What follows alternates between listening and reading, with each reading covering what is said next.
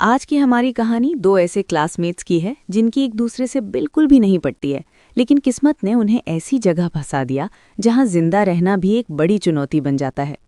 ये दोनों महीनों तक एक सुनसान द्वीप पर फंस जाते हैं। वहां वे कैसे सर्वाइव करते हैं, उनके बीच क्या क्या रोमांचक और भावुक पल आते हैं, यही इस पूरी कहानी का सार है। कहानी की शुरुआत होती है एक बेहद आत्मविश्वासी लड़की एमा से। वो सुबह जल्दी उठती है, स्कूल के लिए तैयार होती है। एमा अपनी क्लास की टॉपर और पॉपुलर स्टूडेंट है। उसकी ढेर सारी दोस्त हैं, सब उसे पसंद करते हैं। दूसरी ओर है डीन, एक बेहद आलसी और लापरवाह लड़का। वो देर से उठता है और उठते ही वीडियो गेम्स में खो जाता है। तभी उसके पापा आते हैं, उसे डांटते हैं और स्कूल भेजते हैं। उन्हें अपने बेटे की बहुत फिक्र रहती है। स्कूल में एमा अपनी सबसे अच्छी दोस्त ली से मिलती है। दोनों हंसते बोलते बातें कर रही होती हैं। तभी एक हैंडसम स्टूडेंट स्टीवन आता है और एमा को हाय कहता है। ली ये देखकर एमा का मजाक उड़ाने लगती है। उसी दिन क्लास में टीचर अनाउंस करते हैं कि अगले दिन सुबह 7 बजे स्कूल ट्रिप के लिए बस रवाना होगी। तभी एमा लेट होकर क्लास में आती है और पीछे से डीन आते हुए उससे टकरा जाता है। वो मजाक में कहता है, सॉरी पापा की परी। टीचर ट्रिप की डिटेल्स बताते हैं। ली एमा को चिढ़ाते हुए कहती है कि डीन भी ट्रिप पर जा रहा है, अपने पापा के पैसों की बदौलत। एमा मुंह बनाकर डीन को देखती है। लंच के समय ली अपनी दोस्तों को बताती है कि एमा और स्टीवन के बीच कुछ कुछ चल रहा है। वो प्लान बनाती है कि ट्रिप में वो दोनों को करीब लाएंगी, लेकिन एमा कहती है, ये सब छोड़ो, ट्रिप पर फोकस करो। बातों बातों में एमा की नज़र डीन पर पड़ती है, जो चाकू से सेब काट रहा होता है। तभी एक मैम आती हैं, उसे डांटती हैं कि स्कूल में चाकू क्यों लाया, और प्रिंसिपल ऑफिस ले जाती हैं। अगली सुबह एमा ट्रिप के लिए उत्साहित होकर तैयार होती है। वो अपने मम्मी पापा को थैंक यू कहती है कि उन्होंने परमिशन दी। वहीं डीन बिल्कुल नहीं जाना चाहता, लेकिन उसके पापा उसे समझाते हैं कि उन्होंने कितनी मुश्किल से ये मौका दिलाया है। आखिरकार डीन मान जाता है। सब स्टूडेंट्स बस में बैठते हैं। स्टीवन एमा से हालचाल पूछता है और एमा शर्मा जाती है।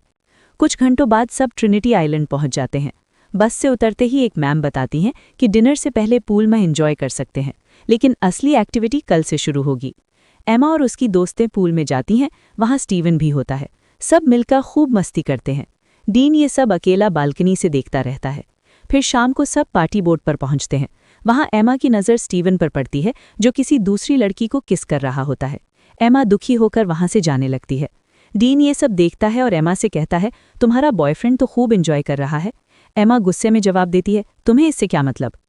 अचानक पुलिस आ जाती है। उन्हें पता चलता है कि पार्टी में कुछ स्टूडेंट्स ड्रग्स ले रहे हैं। पुलिस सबको बोट के सामने इकट्ठा होने को कहती है। तभी एमा का पैर फिसलता है और वो समुद्र में गिर जाती है। डीन बिना सोचे पानी में कूदता है, एमा को बचाता है और एक छोटी नाव तक ले आता है। नाव बड़ी बोट से रस्सी से बंधी होती है। डीन रस्सी काट देता है। एमा पूछती है कि वो ऐसा क्यों कर रहा है। डीन कहता है, मैं पुलिस के चक्कर में नहीं पड़ना चाहता। पुलिस जाएगी तो हम वापस चले जाएंगे। लेकिन बड़ी बोट दूर चली जाती है और तूफान आने लगता है। नाव में मोटर नहीं होती। एक बड़ी लहर आती है। दोनों कसकर पकड़ लेते हैं। सुबह होते होते लहरें उन्हें अरब सागर तक बहा ले जाती हैं। डीन का फ़ोन खराब हो जाता है। एमा का फ़ोन भी नेटवर्क से बाहर। एमा कहती है कि हमें बोट का पीछा करना चाहिए था। डीन दिलासा देता है, कोई ना कोई हमें ढूंढ लेगा। दूर एक द्वीप दिखता है। डीन नाव उस ओर ले जाता है। मेहनत के बाद वे द्वीप पर पहुंच जाते हैं। डीन नाव में फ्लेयर गन ढूंढता है और रख लेता है।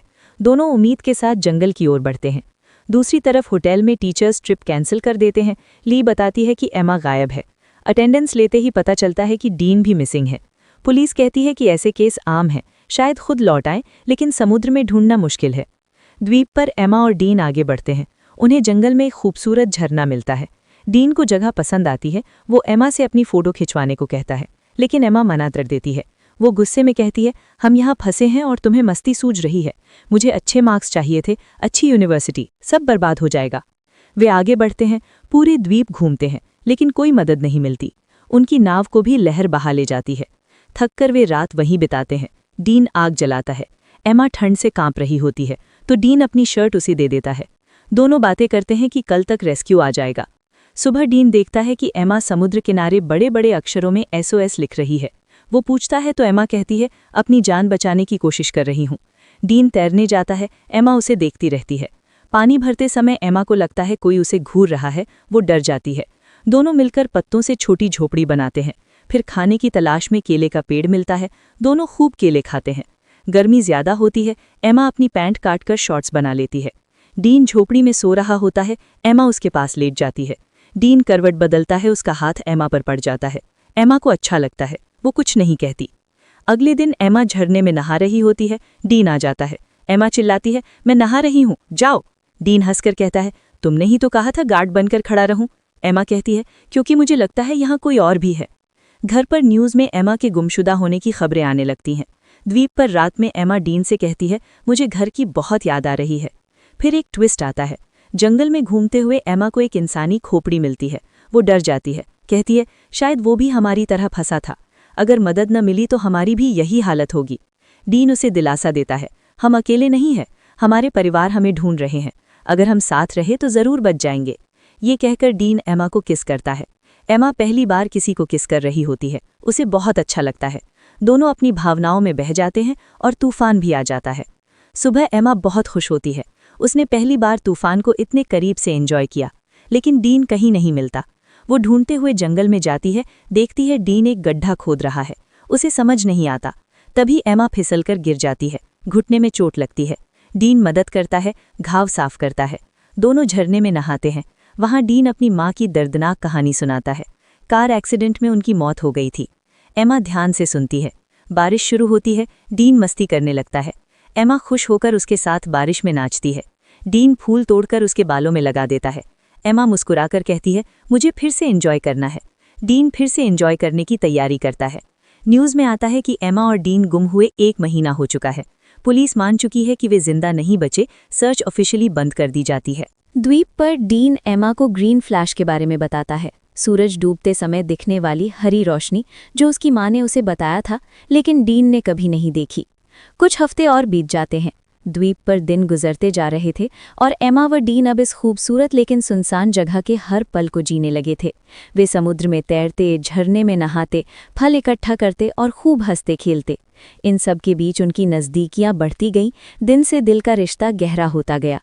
एक दिन एमा शर्माते हुए डीन से पूछती है, तुमने पहली बार वो सब कब और किसके साथ किया था? डीन मुस्कुराकर बताता है, स्कूल के दिनों में मेरी एक दोस्त थी जो मुझसे बड़ी थी। फिर वो जानता था कि एमा के लिए ये सब पहली बार था, तो प्यार से पूछता है, तुम्हें कैसा लगा? एमा हंसकर कहती है, बहुत अच्छा था, लेकिन उस तूफान ने रेत को कुछ अजीब जगहों तक पहुंचा दिया था। फिर शरारत भरी मुस्कान के साथ बोली, मुझे और एक्सपीरियंस चाहिए। डीन प्यार से कहता है, मिलेगा। इसके बाद दोनों जंगल में फल लेने निकलते हैं। डीन आगे जाकर पेड़ पर चढ़ता है, तभी ऊपर से एयरप्लेन की तेज आवाज आती है। दोनों खुशी से पागल होकर खुले मैदान की ओर दौड़ते हैं। डीन जल्दी से बैग में फ्लेयर गन ढूंढता है ताकि सिग्नल दे सके, लेकिन वो कहीं नहीं मिलती। एमा भी बैग छान मारती है, कुछ नहीं। एयरप्लेन दूर निकल जाता है। अब एमा को शक होने लगता है कि शायद इस द्वीप पर कोई और भी है जो उनकी चीजें चुरा रहा है। कुछ और दिन बीत जाते हैं, कोई प्लेन नहीं आता। दोनों निराश होकर अपनी छोटी सी झोपड़ी में बैठते हैं। एमा कहती है, शायद अब घर लौटने की उम्मीद छोड़ देनी चाहिए, हमें यहीं अपना पूरा जीवन बिताना पड़ेगा। तभी डीन को जंगल से किसी जानवर की आवाज़ सुनाई देती है। वो देखने जाता है। एमा घबराकर उसके पीछे पीछे। थोड़ी दूर जाकर उन्हें एक खतरनाक काला तेंदुआ दिखता है। डीन भागता है, गिर जाता है। एमा दौड़कर पहुंचती है तो देखती है कि डीन के हाथ में खून से सना चाकू है। उसने तेंदुए को मार दिया था। दूसरी तरफ घर पर सब मान चुके थे कि एमा और डीन अब कभी नहीं लौटेंगे। दोस्त, परिवार सब अपनी जिंदगी में आगे बढ़ चुके थे, लेकिन द्वीप पर दोनों ने सर्वाइवल की कला सीख ली थी। शिकार करना, मजबूत झोपड़ी बनाना, जंगल में रहना। वे अब पूरी तरह साथ खुश थे। फिर एक दिन एमा को अचानक उल्टी होने लगती है। डीन घबराकर पूछता है, क्या तुम प्रेग्नेंट हो? एमा हंसकर कहती है, नहीं, बस थकान से ऐसा हुआ है। वो थकी हुई डीन के साथ लेट जाती है। तभी ऊपर से उनकी पुरानी चीजें गिरने लगती हैं। दोनों ऊपर देखते हैं, एक शरारती बंदर पेड़ पर बैठा उनका सामान नीचे फेंक रहा है और उसके हाथ में वही फ्लेयर गन थी जो पहले गायब हो गई थी। एमा जल्दी से एक केला दिखाती है, बंदर गन नीचे फेंक देता है। उसी पल दूर से हेलीकॉप्टर की आवाज़ आती है।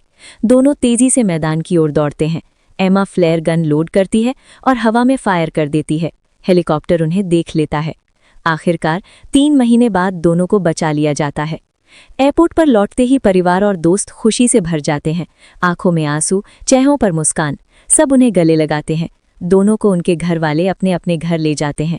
उसी रात डीन चुपके से एमा से मिलने आता है। दोनों बात करते हैं कि घर लौटना कितना अजीब लग रहा है। डीन उसे किस करने की कोशिश करता है, लेकिन एमा हंसकर कहती है, हर 10 मिनट में मम्मी पापा चेक करने आ जाते हैं। डीन मुस्कुराकर कहता है, फिर मुझे जाना चाहिए। एमा बोली, कल मम्मी पापा ने हमारी वापसी की खुशी में पार्टी रखी है, तुम्हें जरूर आना है। अगले दिन पार्टी में सब जमा होते हैं। एमा के माता पिता भावुक होकर सबके सामने बोलते हैं, लेकिन डीन भीड़ से दूर अकेला बैठा होता है। स्टेसी उसके पास आती है और कहती है, जब तुम गायब थी हम सब टूट गए थे, लगा था हमने तुम्हें हमेशा के लिए खो दिया, लेकिन आज हम सब साथ हैं, बहुत खुश हैं। एमा मुस्कुराकर कहती है, तुम सबसे अच्छी बहन हो। दोनों तय करती हैं कि प्रॉम पार्टी में साथ जाएंगी। दूसरी तरफ डीन अपनी माँ की कब्र पर जाता है, बहुत रोता है, उन्हें बहुत याद करता है। रात को घर पर टीवी देखते हुए उसके पापा प्यार से कहते हैं, मेरी जैकेट पहनकर पार्टी चलोगे? प्रॉम पार्टी में एमा स्टेसी के साथ पहुंचती है। लिज उसे बाहर ले जाती है और कहती है, तुम्हारे लिए एक सरप्राइज है। बाहर बारिश हो रही होती है और डीन वहीं कोर्टयार्ड में खड़ा उसका इंतजार कर रहा होता है। एमा की आंखों के सामने द्वीप के सारे पल घूम जाते हैं। जंगल, झोपड़ी, तूफान, वो तेंदुआ, वो पहली मुस्कान। वो चुपके से बाहर निकलती है और डीन के पास जाकर खड़ी हो जाती है। बारिश की बूंदों में दोनों एक दूसरे की आंखों में देखते हैं। कुछ कहने की जरूरत नहीं थी, दोनों प्यार से गले लगते हैं, एक लंबा पैशनेट किस करते हैं और इसी खूबसूरत पल के साथ हमारी कहानी खत्म हो जाती है। दोस्तों, ये थी एमा और डीन की अनोखी, भावुक और रोमांचक भरी लव स्टोरी। अगर आपको भी अपने क्रश के साथ किसी सुनसान द्वीप पर फंसने का आइडिया अच्छा लगता है तो कमेंट में हाँ जरूर लिखें। वीडियो को लाइक करें, चैनल को सब्सक्राइब कर लें। मिलते हैं अगली कहानी में। Bye bye.